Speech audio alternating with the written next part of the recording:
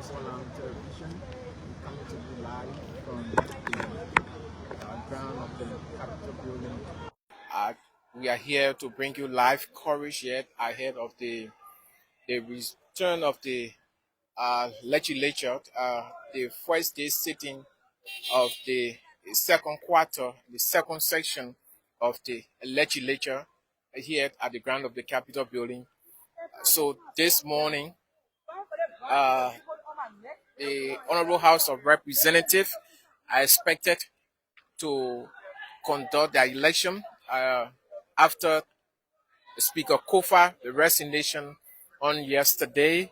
So this morning, the House of Representatives will be going through their election to have a new speaker to be able to conduct business. The House of Representatives have been in the leadership crisis for a very long period of time. And after the ruling of the Supreme Court, recognizing Speaker Kofa as the legitimate speaker, and then Speaker Kofa yesterday officially in his letter of resignation, he stepped aside. He said he was stepping aside for the sake of peace, in the interest of the Liberian people. He chose to step aside yesterday to pave way for a new leadership at the House of Representatives. So this morning, they are expected to go through their elections, and you have Musa Hassan Berete from the Rule of Law Caucus, who also vying for the speaker position, along with Richard Nangbe Kun. So both of them will be going for election this morning here at the ground of the Capitol building, specifically from the side of the House of Representatives. So whoever becomes speaker today will automatically become the speaker of the 55th legislature of the Republic of Liberia. So keep watching DN News Online Television. The name is George Cooper. Of course, we are coming to you live from there. Okay. So let me now turn over to my general manager, Mr. Aaron Cuban. So who is also here. Together we are here bringing you update from the ground of the Capitol building. Yeah, good morning, George. When I was on the radio, I sat with one of the senior members of our newsroom, news director at the time, David Tagwe. And then when I got on the radio, I used to say, Mr. David Tagwe. He said, no, we are all colleagues when we are on stage. Yeah, of course. And so let's leave the general manager team. Well, you are the general manager, Chief. Yeah, no, but let's leave the general manager team and face the fact that we are team today, and we're going to be bringing updates to our audience out there. We'd like to say welcome. This is DN News Liberia, and we're going to bring you all of the updates from here. So like you were saying, yes, today is the second quarter opening of the second section of the 55th legislature. And so we follow all of the rigmarole and the issues on Capitol Hill, especially from the lower house, for how the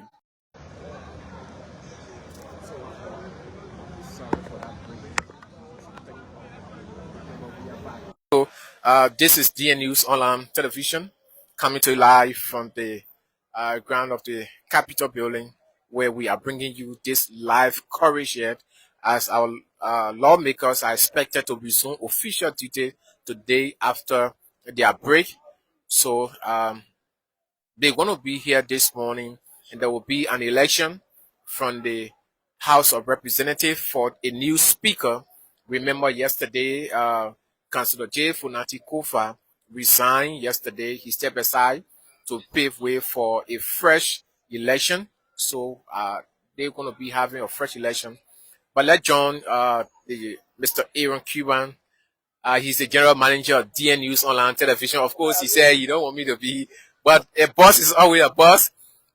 He is an experienced legislative reporter, so he's going to be driving us through regards to how the entire process look like when it comes to election here at the legislature. Welcome back, Chief. Yeah, so I was in flight. Sorry, we had to take that very short break. as a matter of fact, I just like to make a slight disclaimer. Why I'm a student that I covered the legislature for over 6 years. I was specifically assigned the Senate. So, but based on what we've read and what we've followed from the House of Representatives, the little that we know, we're going to be letting it out there to the public. We know that there will be an election. We hinted the public about an election to be held today on DN News. We told people based on our sources and information we gathered that the entire process and the arrangement surrounding the resignation of J. Funati Kofa was, uh, pillowed on an election being held. And so when the discussions were being held on his final resignation, those are some of the things that he put forward, that in an event wherein I am to resign, there should be an election held. The leadership of our Richard Kuhn is illegal. Richard Kuhn did not go through the formal process of an election. How he, J. Funantikofa, was elected, we know that he won with 36 votes, and that was done through a process of the chief clerk announcing a vacancy. We know that when the legislature, resume after an election year, the chief clerk will announce that there is a vacancy for speaker, and then a committee is set up for an election to be held. The chief clerk will then preside over that election. When the speaker is elected finally, then we will have the speaker presiding for the deputy speaker elections. So, but that did not happen in the case of Richard Kuhn. It was through an entire fracas in the House. We know what led to Richard Kuhn's election after they went into the John Chamber, which is now burned and lie in ruins. They went there, and then they have a process that many see, many saw as illegal. And all through, some of us from DN News Liberia and based on our editorial policy, we refer to him as a majority speaker, because we knew that something of such would have come up one day wherein he needed to legitimize his status as Speaker of the House of Representatives. So today, what we're going to be seeing is that the members of the House of Representatives will go to their session. Let me check on you. So, looking at the election today, you think the election have proved all right that indeed Richard Kuhn was never a speaker? We were just, making our own stance clear that while his colleagues in the majority see him as speaker, it was based on their own perception, and so we align him with his colleagues as majority block speaker. So all of what he was doing, it is And not the election today will prove that indeed yeah. we're right. What we even gather is that he's no longer the speaker. He has resigned. For an election to be held for speaker, it means there is a vacancy. So he cannot be in that position and there is a vacancy. You cannot have something at a particular position and you say that's a vacuum or that's a space there. So vacancy actually means there is a space. There is no one occupying that space there. So someone needs to be there to fill that vacuum. So they found the matter that Richard Kuhn, or the House of Representatives has announced that it will be having an election. It means that Richard Kuhn is not the Speaker of the House of Representatives as we speak. There is a vacancy since the resignation of J. Funati Kofa. So after all that happened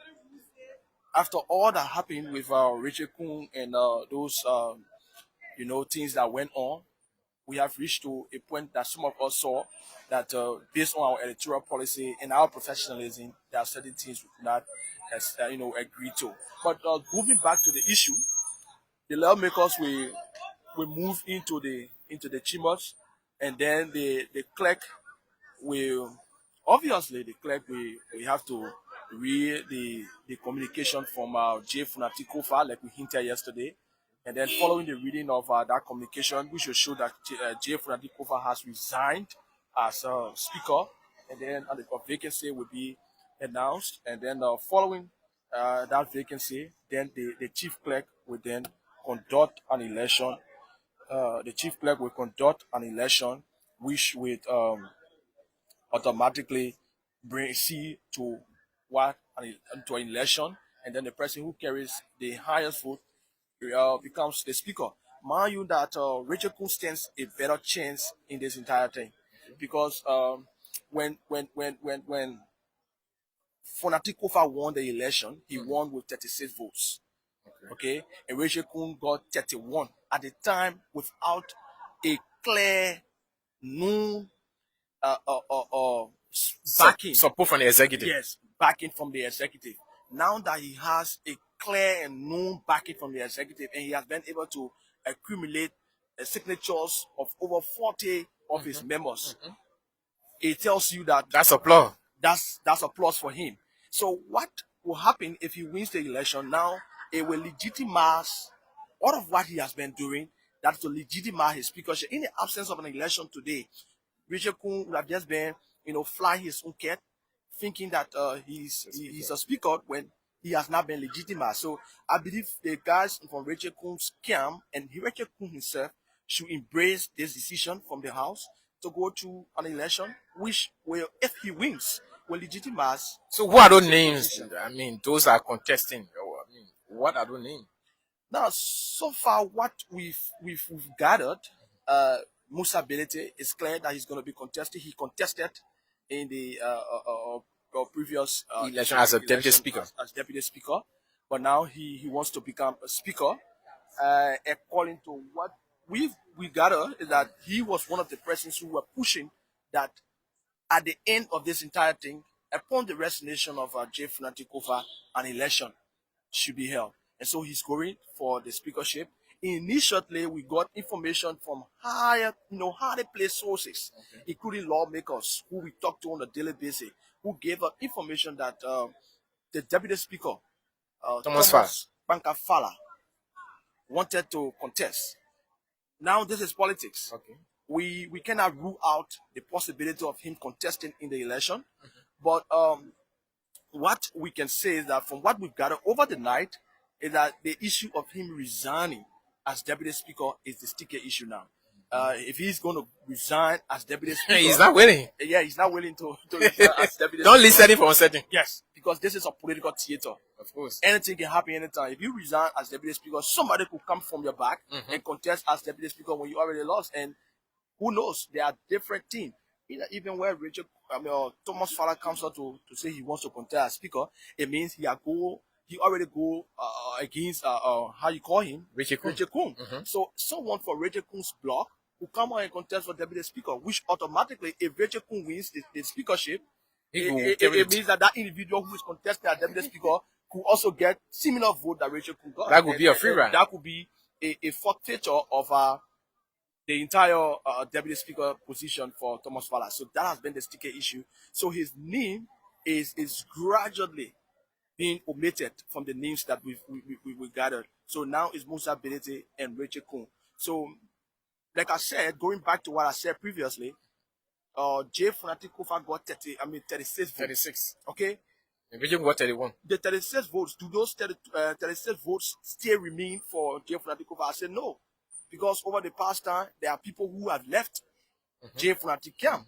Okay? You have the likes of the chairman on judiciary, Michael Thomas. Michael Thomas, as a matter of fact, was the campaign spokesman of J. Funati Kofa. He's no longer there. And there are several names who can go on naming of people who have left the camp. So that the 31 votes that he got, it will be difficult for him to even get, something around 25, 26. So if Musa could not win as a deputy speaker, why you think this time around he can win as a speaker?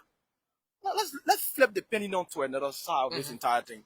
Mind you that this is politics, and that anything can happen.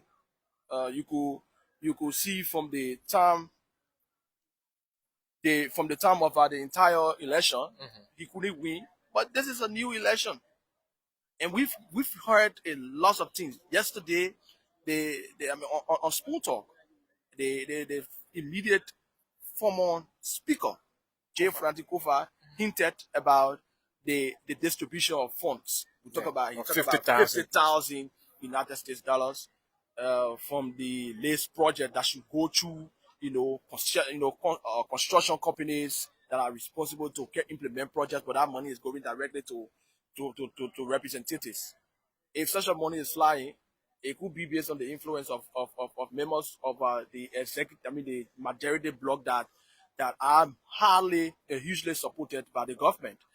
On the other hand, Musa Bilete is someone who is worthy. He has the money, and he has been linked with so many issues of quote unquote corruption. He's someone who may want to induce to get this election, and so because right now it's give and take. It's give and take. So it is not like in politics, in legislative politics, they call that one lobbying. Yeah. It is not corruption. So if you look at someone, you say, "My man, I gave you something around 60,000." We know there are times in this country where lawmakers receive pickup to pass certain concessions or to endorse on certain things or to support certain individuals. So you could say, I gave you an amount that is higher than what the government is giving, and then give them maybe a vehicle or so that could automatically cause some of you guys who have run moving beyond Rachel Kuhn to vote against Rachel Kuhn to have a Musa ability winning the election. But this is a sticky issue now with Rachel Kuhn having the executive backing. It is something that it seems very, very much slim. Very slim. It's going to be very difficult. Because everybody are saying now that because of the executive will always like to have the speaker on their side. Yes. Because no ruling party will want to have an opposition speaker. They see that as very something that it will be very impossible to happen. So that is one of the opportunities Rachel want to have. For the fact that he comes from the ruling establishment, he has already considered himself as a regime lawmaker. So a regime speaker. Yeah, regime speaker, and now that he's contesting now to be the speaker proper, and the executive will want to support him because he already served in that capacity. The executive are already knowing him that